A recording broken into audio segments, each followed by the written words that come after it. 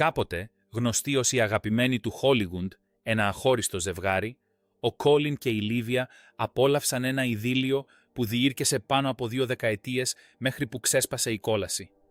Προς έκπληξη των θαυμαστών τους, η ονειρική τους σχέση κατέρευσε μετά από περισσότερες από 2 δεκαετίες δέσμευσης. Εξωτερικά, έμοιαζαν με ένα ευτυχισμένο ζευγάρι που ζούσε στην Ιταλική εξοχή με τους 2 γιους τους, τον Λούκα και τον Ματέο. Αλλά εσωτερικά, τα πράγματα ήταν πολύ διαφορετικά. Για να καταλάβουμε πώς φτάσαμε εδώ, πρέπει να εξετάσουμε το υπόβαθρο αυτών των 2 βαρέων βαρών. Ο Κόλιν Φέρθ γεννήθηκε το 1960 στο Χαμσάιρ της Αγγλίας, από γονείς ακαδημαϊκούς. Μεγάλωσε μεταξύ Ηνωμένου Βασιλείου, Νιγηρίας και Ιππιά και τελικά βρήκε τα πατήματά του στο Drama Center London. Όταν γνώρισε τη Λίβια, ήταν ήδη γνωστός χάρη στην ερμηνεία του ως κύριος Ντάρσι στην κινηματογραφική μεταφορά του BBC το 1995 του «Περηφάνεια και προκατάληψη». Ένας ρόλος που εδραίωσε την εικόνα του ως του απόλυτου στοικού Βρετανού τζέντλεμαν. Η Λίβια Τζουτζιόλι, γεννημένη στη Ρώμη το 1969, ήταν μια δύναμη από μόνη της. Διανοούμενη και σκηνοθέτης, εργαζόταν ως βοηθός παραγωγής όταν οι δρόμοι τους διασταυρώθηκαν. Δεν ήταν απλώς οπαδός ενός στάρ του κινηματογράφου. Ήταν μια εκλεπτισμένη Ρωμαία γυναίκα που αρχικά δεν είχε ιδέα ποιος ήταν καν ο διάσημος Κόλιν Φέρθ. Ας ξεκινήσουμε από την αρχή. Θυμάστε την ιστορία που είχε ο χαρακτήρας του Κόλιν Φέρθ στην ταινία Love Actually. Ερωτεύτηκε μια Πορτογαλίδα, έμαθε τη γλώσσα, την εξέπληξε με μια επίσκεψη και μια δήλωση αγάπης, αν και του πήρε λίγο χρόνο να συνέλθει. Λοιπόν, κάτι πολύ παρόμοιο συνέβη στον Κόλιν 8 χρόνια πριν από αυτό, μόνο που ήταν λίγο λιγότερο γοητευτικά και υπερβολικά μπερδεμένος.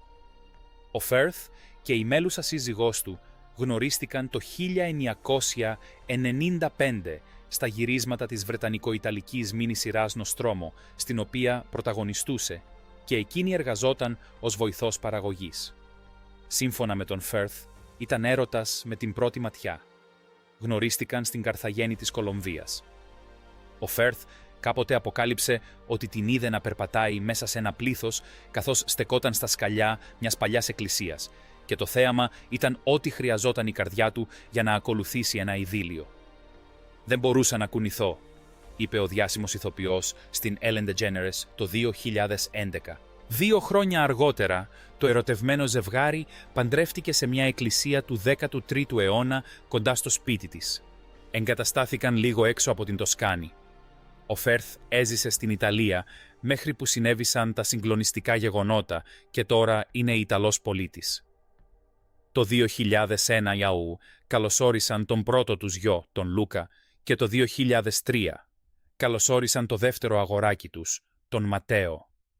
Το 2001, ο Φέρθ αποκάλυψε ότι η Λίβια δεν είχε ακούσει για αυτόν πριν γνωριστούν. Ομολόγησε επίσης ότι η Ιταλική οικογένειά της δεν ήταν τόσο δεκτική στην αρχή, αλλά αργότερα έπεσαν θύματα της γοητείας του. Ποιος δεν θα το έκανε? Ένα πλατή χαμόγελο και ενθουσιασμός γέμιζαν πάντα τα μάτια του κάθε φορά που ο ηθοποιός μιλούσε για την τότε αγαπημένη του σύζυγο. Ο βραβευμένος με Όσκαρ συχνά αυτοαποκαλούνταν ένας άνθρωπος που αγαπάει μόνο τη γυναίκα. Ο Κόλιν κάποτε είχε δηλώσει ότι δεν μπορούσε ποτέ να απατήσει τη γυναίκα του και είχε δηλώσει με ενθουσιασμό ότι απλώς και μόνο η σκέψη της τον βοηθούσε να αποκρούσει τις πολλές γυναίκες που κατέκλυζαν τη ζωή του. Σε μια συνέντευξη του 2011, ο Φέρθ επίσης μίλησε με ενθουσιασμό για τον γάμο του, σημειώνοντας ότι ξεπερνούσε τα συνηθισμένα σε σύγκριση με άλλους γάμους του Χόλιγουντ. Μιλώντας για το χρυσό μυστικό τους, ο ηθοποιός ανέφερε ότι το να περνούν πολύ χρόνο μαζί έκανε τη μαγεία του. Πράγματι, είχαν αξέχαστες αναμνήσεις να δείξουν για τον έρωτά τους που διήρκεσε πάνω από 2 δεκαετίες. Το δίδυμο φαινόταν ευτυχισμένο με τον διαρκώς ανθισμένο έρωτά τους. Αλλά η ιδηλιακή ζωή τους στην εξοχή κλονίστηκε το 2018. Η σχέση τους ήρθε στο προσκήνιο όταν μια Ιταλική εφημερίδα ανέφερε ότι το ζευγάρι είχε ζητήσει από την Ιταλική αστυνομία να ερευνήσει έναν άνδρα που πίστευαν ότι ήταν ο στόλκερ της Λίβια Φέρθ. Σύμφωνα με την καταγγελία τους, ο άνδρας, ο Ιταλός δημοσιογράφος Μάρκο Μπρανκάτσια, παρενοχλούσε το ζευγάρι εδώ και χρόνια. Τους έστελνε μηνύματα και email, έκανε απειλητικά τηλεφωνήματα και έστελνε φωτογραφίες της Λίβια στον σύζυγό της μέσω email. Η αστυνομία διερεύνησε την υπόθεση, αλλά ο εν λόγω άνδρας αρνήθηκε την κατηγορία. Όχι μόνο αυτό, αλλά επέμεινε ότι αυτός και η Λίβια ήταν παιδικοί φίλοι και είχαν σχέση. Wow! Είχαμε μια ρομαντική σχέση, ήθελε να αφήσει τον Colin για μένα, είπε στους Times.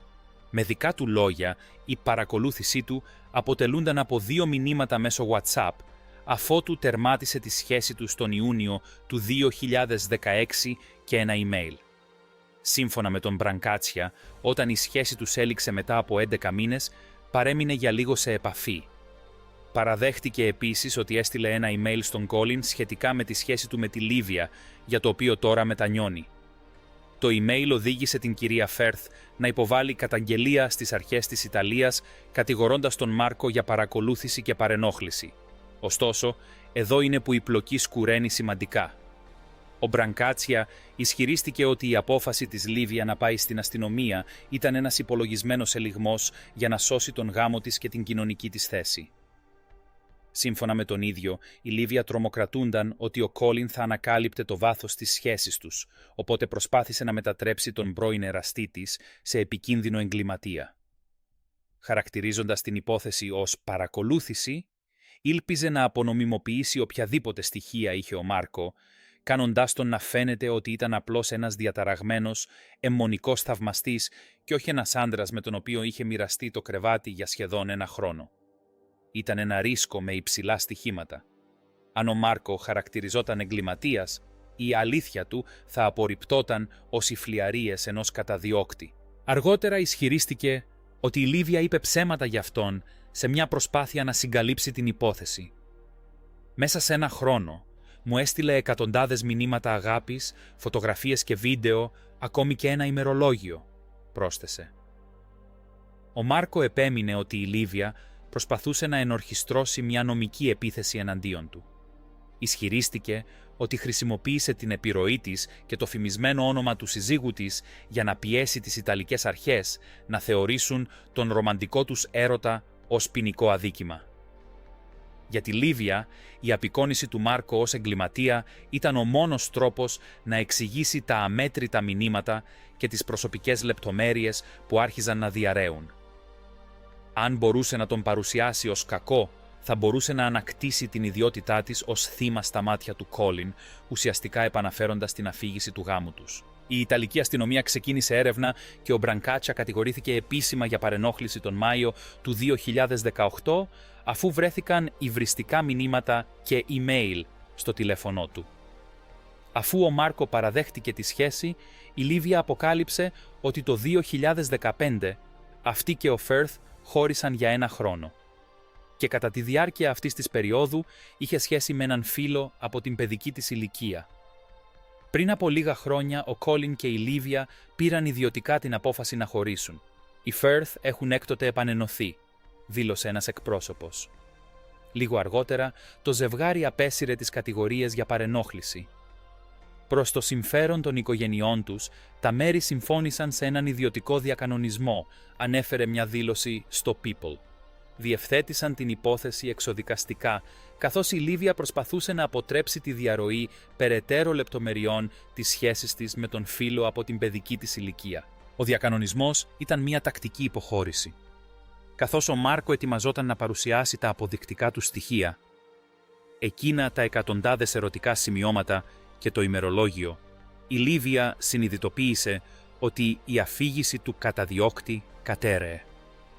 Για να σώσει τον Colin από περαιτέρω δημόσια ταπείνωση και να σταματήσει την δημοσιοποίηση των δικών της προσωπικών ημερολογιακών καταχωρήσεων στον κόσμο, συμφώνησε να αποσύρει την υπόθεση.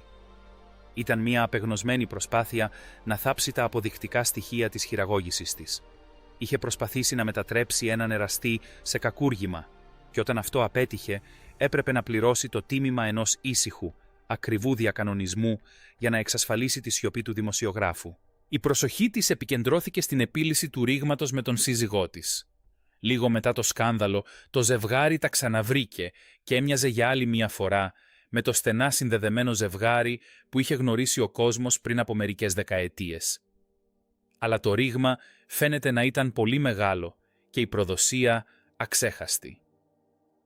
Το 2019 το ζευγάρι ανακοίνωσε ότι αποφάσισε να χωρίσει οριστικά, αλλά παρέμεινε αφοσιωμένο στο να παραμείνει φίλος και να φροντίσει τα παιδιά του. Ο Κόλιν και η Λίβια Φέρθ χώρισαν. Διατηρούν μια στενή φιλία και παραμένουν ενωμένοι στην αγάπη τους για τα παιδιά τους, δήλωσαν οι εκπρόσωποι τους στο People. Ζητούν ευγενικά να σεβαστούν την ιδιωτικότητά τους. Δεν θα υπάρξουν περαιτέρω σχόλια. Μια στενή πηγή του ζευγαριού εξήγησε ότι το πρώην ζευγάρι των ερωτευμένων δεν μπορούσε να επιστρέψει από την εξωσυζυγική σχέση και το δράμα που ακολούθησε. Τα πράγματα δεν ήρθαν ποτέ όπως έπρεπε για αυτούς μετά από αυτό, ισχυρίστηκε η πηγή. Ανεξάρτητα από το τι αποφασίστηκε όταν έμειναν μαζί μετά την εξωσυζυγική σχέση της, τίποτα δεν μπορούσε να σβήσει αυτή την προδοσία. Ήταν καιρός να προχωρήσουν, παρόλο που είχαν μια σταθερή οικογενειακή σχέση και ήθελαν πραγματικά να τη σώσουν. Η απόλυτη τραγωδία ήταν ότι ενώ ο Κόλιν ήταν πρόθυμος να συγχωρήσει την εξωσυζυγική σχέση, το δημόσιο χάος και η νομική προσπάθεια να καταστρέψει τη ζωή του Μάρκο είχαν αλλάξει τον τρόπο που έβλεπε τη σύζυγό του. Η εικόνα της γλυκιάς Ιταλίδας που γνώρισε στα σκαλιά μιας εκκλησίας στην Κολομβία αντικαταστάθηκε από μια γυναίκα που είχε προσπαθήσει να χειραγωγήσει το δικαστικό σύστημα για να καλύψει τα ίχνη της. Από τον χωρισμό τους, το δίδυμο υποστηρίζει ότι δεν υπάρχει καμία κακή σχέση μεταξύ τους. Η Λίβια εξακολουθεί να έχει μια καρδιά γεμάτη επένους για τον πρώην σύζυγό της και κάποτε τον περιέγραψε ως τον καλύτερο σύντροφό της στο έγκλημα. Μετά τον χωρισμό τους, ο Φέρθ λέγεται ότι ζει με τους έφηβους γιους του στην περιοχή Τσίσγουικ του Δυτικού Λονδίνου. Οι θαυμαστές του βραβευμένου με Όσκαρ ηθοποιού λυπήθηκαν όταν αποκάλυψε ότι ο γάμος του είχε τελειώσει μόλις 2 χρόνια αφότου το ζευγάρι επέζησε από ένα σκάνδαλο εξωσυζυγικής σχέσης. Αλλά ο Κόλιν ήταν πάντα ανοιχτός σχετικά με τις δοκιμασίες και τις ταλαιπωρίες του γάμου, έχοντας προηγουμένως συζητήσει πόσο δύσκολη μπορεί να είναι η έβρεση μιας σωστής ισορροπίας. Αν και παραδέχτηκε ότι τρελαίνονταν ο ένας για τον άλλον, ο Φέρθ άφησε να εννοηθεί ότι το να πετύχει ο γάμος του δεν ήταν κάτι εύκολο. Χρειάστηκε πολλή δουλειά και δέσμευση.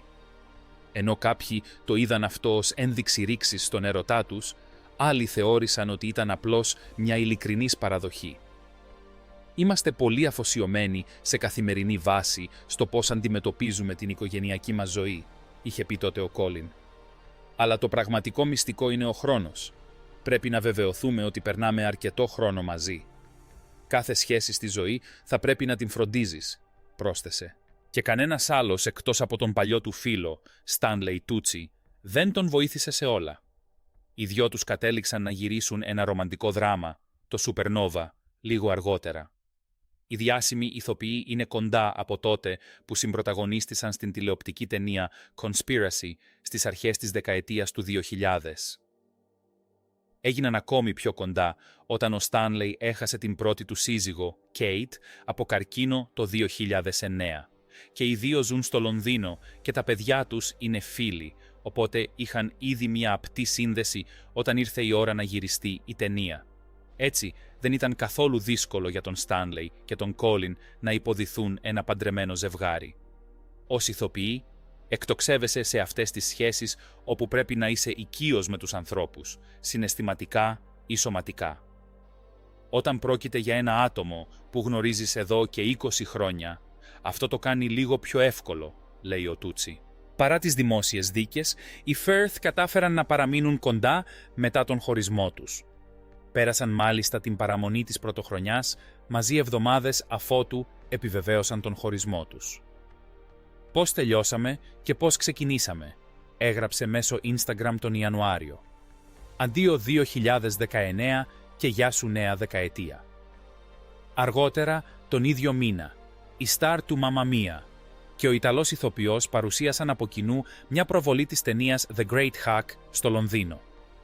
Έδωσε με ενθουσιασμό στο Instagram ότι η εκδήλωση περιελάμβανε μια συναρπαστική συζήτηση ερωτήσεων και απαντήσεων για το πιο σημαντικό ζήτημα της εποχής μας, τα δεδομένα, προσθέτοντας «Δείτε αυτήν την ταινία, διαδώστε το και δράστε». Δίεση Active Citizens. Όχι μόνο το δράμα γύρω από τον χωρισμό τους έμοιαζε με πλοκή από χολιγουντιανή ταινία θρίλερ μυστηρίου δραματολογίας, αλλά λίγο αργότερα τα ταμπλόιντ ξαναμπήκαν στο παιχνίδι. Οι φήμες για το ότι αυτός και η Ρενέ Ζελβέγκερ θα τα έλεγαν όλα άρχισαν να κυκλοφορούν. Αν και αυτή η αναφορά είχε περισσότερα κοινά με τη φανφικιά παρά με τη δημοσιογραφία. Δεν υπήρχε τίποτα που να υποδηλώνει ότι η Ζελβέγκερ και ο Φέρθ είναι ιδιαίτερα κοντά. Οι συμπροταγωνιστές τους δεν είχαν εντοπιστεί μαζί από την κυκλοφορία της ταινίας Bridget Jones's Baby το 2016. Αλλά μερικές φορές η πραγματικότητα είναι πιο παράξενη από τη μυθοπλασία. Πιο πρόσφατα, ο 61χρονος βραβευμένος με Όσκαρ ηθοποιός συνδέθηκε με την Τζοάννα Γκόσλινγκ, παρουσιάστρια ειδήσεων του BBC. Το ζευγάρι εθεάθη να κάνει μια βόλτα σε ένα πάρκο στο δυτικό Λονδίνο. Σας θυμίζει κάτι? Ίσως αυτή η αναφορά να μην ήταν τόσο τραβηγμένη, έτσι δεν είναι? Και τα πρώην φλερτ, ο Κόλιν και η Λίβια, φαίνεται να τα πάνε καλά. Η Λίβια απέδειξε ότι δεν υπήρχε πικρία μεταξύ τους, καθώς απέτησε φόρο τιμής στον ηθοποιό που γιόρταζε τα γενέθλιά του. 60η επέτειος και δεν το νιώθω, έγραψε στη λεζάντα μιας αστείας φωτογραφίας του Φέρθ στο Instagram, ο παραγωγός ταινιών και ακτιβιστής. Χρόνια πολλά στον καλύτερο συνεργό στο έγκλημα όλων των εποχών. Αυτά είναι όλα όσα έχουμε για εσάς σήμερα.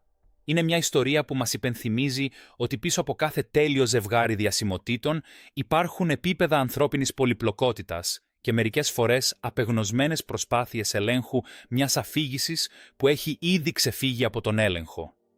Όπως πάντα, σας ευχαριστούμε που μας επιλέξατε. Διαδώστε το και μην ξεχάσετε να εγγραφείτε και να κάνετε κλικ στο κουδουνάκι ειδοποιήσεων για περισσότερες ιστορίες διασημοτήτων. Και θα επιστρέψουμε αμέσως. Να είστε καλά και να είστε ευγενικοί με τον εαυτό σας και τους άλλους.